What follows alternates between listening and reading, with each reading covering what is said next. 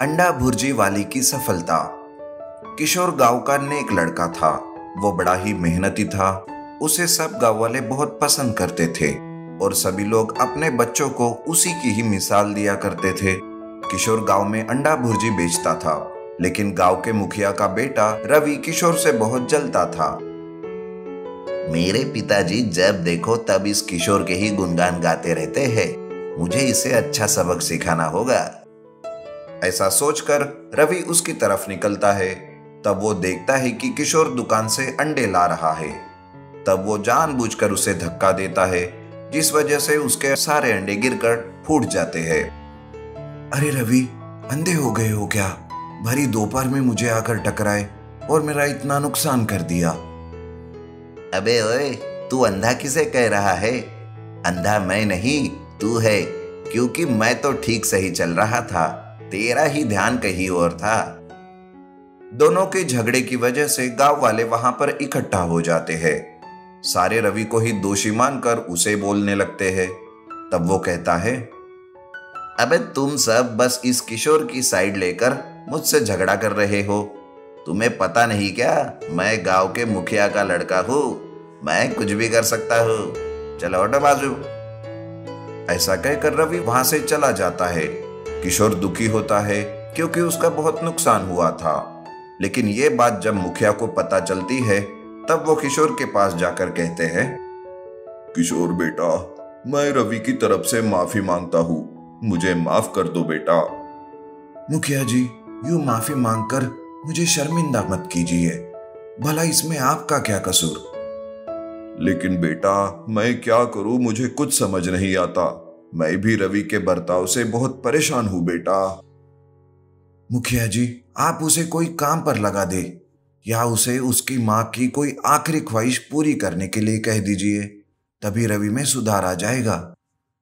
ये सुनकर मुखिया घर जाकर रवि के मरी हुई मां के तस्वीर के सामने जाकर कहने लगता है, रवि की मां, पता नहीं रवि तुम्हारी आखिरी इच्छा पूरी करेगा कि नहीं। तुम्हारी इच्छा थी कि उसने खुद की मेहनत से पैसे कमाकर 100 लड्डू गरीबों में बांटे, लेकिन पता नहीं वो ये सब कब करेगा। मुखिया की ये बात रवि सुन लेता है। दरअसल रवि अपनी मां से बहुत प्यार करता था। अब वो कैसे भी करके अपनी मां की आखिरी इच्छा पूरी करना चाहता था। इसलिए वो काम की तलाश में बाजार जाता है, लेकिन उसे उसके स्वभाव की वजह से कोई काम नहीं देता। थक हार के वो किशोर के अंडा भुर्जी के ठेले पर आता है। तब किशोर रवि से कहता है, अरे रवि, आज तो तुम सच में अंधे हो गए हो, क्योंकि तुम खुद होकर मेरे ठेले पर आए हो। अरे नहीं किशोर, दरअसल मुझे पता चला कि मेरी माँ की एक आखिरी इच्छा थी जो मुझे पूरी करनी थी। खुद की मेहनत से पैसे कमाकर 100 लड्डू को गरीबों में बांटना था, जिसके लिए मैं काम मांगने जा रहा हूं तो मुझे कोई भी काम नहीं दे रहा। क्या करूं समझ नहीं आ रहा। अरे तो तुम एक काम करो, वैसे भी मुझे कुछ दिनों के लिए शहर जाना है।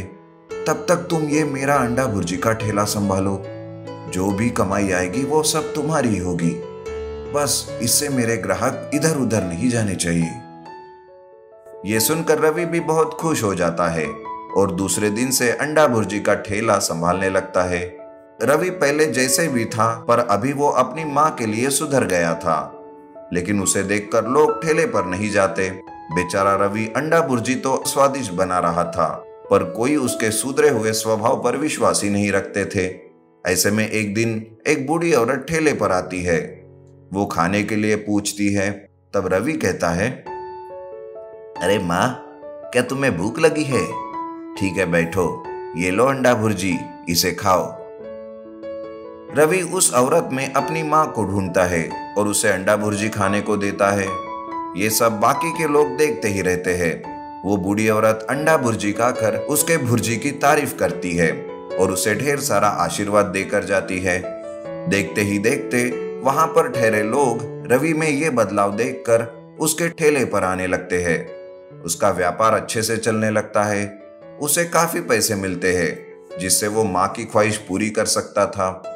कि तभी एक दिन वहां मुखिया और किशोर आते हैं। पिताजी, मैंने इतने पैसे कमा लिए कि अब मैं माँ की आखिरी ख्वाहिश पूरी कर सकता हूँ। हाँ बेटा, ऐसे ही काम करते रहो, मुझे बहुत अच्छा लग रहा है बेटा। और किशोर, तुम्हारा बहुत बहुत धन्यवाद जो तुमने मेरे बेटे को एक मौका दिया। हाँ रवि, तुम्हारे अंडे भुर्जी का स्वाद तो मेरे अंडा भुर्जी से भी काफी अच्छा है। तो चलो आज से दोनों पार्टनरशिप में काम करेंगे। उस दिन के बाद से दोनों भी मिलकर अंडा भुर्जी का ठेला चलाने लगते हैं। एक से भले दो हो जाने की वजह से और अपना व्यापार आसमान की ऊंचाई तक ले जाते हैं।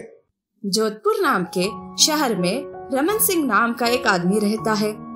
रमन सिंह एक बौना आदमी रहता है, जिस वजह से हर कोई उसके बौनेपन का मजाक उड़ाता है। फिर भी वह हर किसी के मजाक को अनदेखा कर देता। उसका खुद का एक छोटा सा गैराज होता है। वो अपने गैराज में नई नई बाइक बनाने की कोशिश करता है। रमन बौना होने की वजह से उसके कोई दोस्त नहीं होते। एक दिन उसके गैराज पर एक लड़का राजू और उसके पिताजी आते हैं। बोलिए सेठ जी, कुछ प्रॉब्लम है क्या साइकिल में? हाँ, साइकिल चलाते वक्त बहुत टाइट जा रही है। रमन साइकिल को अच्छे से देखता है और क्या प्रॉब्लम है वो बताता है। सेठ जी, साइकिल के चेन का ऑयल पूरी तरह से निकल गया है, जिस वजह से पैडल मारते वक्त बहुत टाइट जा रहा है। मैं अभी ठीक कर देता हूँ। रमन साइकिल की चेन में ऑयल डाल देता है और साइकिल अच्छे से चलने लगती है। तभी राजू के पिताजी कहते हैं, अरे बस इतनी सी बात थी, तुम तो बहुत होशियार हो, प्रॉब्लम को सॉल्व कर दिया। अच्छे आदमी हो तुम। ठीक है, चलते हैं हम। अरे सेठ जी, पैसे नहीं दिए आपने? अरे कैसे पैसे? ये तेल डालने के? लगता है तेरे कद के साथ साथ तेरा दिमाग भी बौना हो गया है। इसके काहे के बे पैसे? लेकिन सेठ जी, छोटा सा ही क्यों नहीं, लेकिन काम तो हुआ ना, उसके पैसे तो देने पड़ेंगे। अबे जा बे जा, बड़ा आया पैसे मांगने वाला। राजू के पिताजी रमन को बिना पैसे देकर ही चले जाते हैं। राजू को ये बात बहुत बुरी लगती है, लेकिन वो चुपचाप चले जाते हैं। दूसरे दिन राजू और उसके दोनों दोस्त राम और श्याम मिलकर रमन के पास आते हैं। रमन राजू से पूछता है, अरे राजू, अब तेरी साइकिल कैसी चल रही है? रमन भैया, आपने चेन में ऑयल डाल दिया था, उसकी वजह से तो साइकिल अभी मक्खन की तरह चल रही है, लेकिन मुझे साइकिल चलाने में तो मजा नहीं आता। मैंने पापा को कितने बार कहा कि मुझे छोटी सी बाइक खरीद कर दो, लेकिन पापा मेरी सुनते ही नहीं। और पापा के कल की बात के लिए उनकी तरफ से माफी मांगता हूँ भैया। सॉरी भैया। अरे नहीं, इसकी कोई जरूरत नहीं, ये तो एक एक का स्वभाव होता है।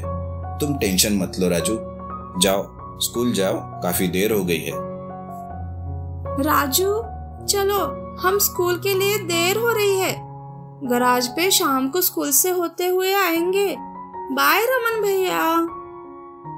राजू और उसके दोस्त मिलकर स्कूल में जाने के लिए निकलते ही है कि तभी एक काले रंग की कार वहां आती है और राजू को उठा ले जाती है। ये सब वाकया रमन भी देखता है। वो जल्दी से गाड़ी का नंबर अपनी बुक में नोट कर लेता है और गराज की एक मिनी बाइक लेकर उस गाड़ी का पीछा करता है। इधर राम और श्याम राजू के पिताजी के पास जाते हैं और जो हुआ वो सब उनको बता देते हैं। राजू के पिताजी पुलिस के पास जाते हैं। इंस्पेक्टर साहब, मेरे बेटे को किसी ने अगवा कर लिया है, आप जल्दी से कुछ कीजिए, कुछ कीजिए इंस्पेक्टर साहब। तभी राम और श्याम पुलिस को बताते हैं कि रमन नाम का बौना आदमी उनके पीछे गया है। लेकिन तभी राजू के पिताजी कहते हैं, अरे साहब, वो तो एक बौना आदमी है, उससे क्या होने वाला है, कृपया आप ही कुछ कीजिए साहब।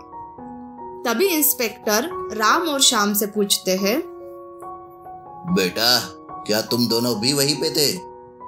और क्या आपको उस गाड़ी का नंबर पता है? हाँ इंस्पेक्टर सर, हम भी वही थे, लेकिन हमने नंबर नोट नहीं किया। हाँ, रमन भैया ने उस गाड़ी का नंबर नोट किया है जो उनके गैराज पर रखा है।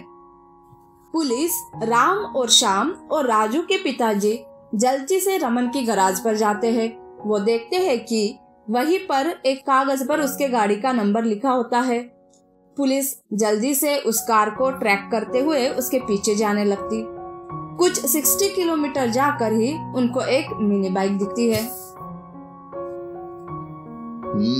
लगता है अपराधी यही कहीं आसपास है। सिपाही जल्दी से आसपास सर्च करो। सिपाही सर्च करते हैं। तभी वहाँ पर एक गुफा से निकलकर रमन आता है। वो पुलिस को बताता है, सर वो अपराधी इस गुफा के अंदर है। मैं उनका पीछा करते हुए यहाँ तक आया।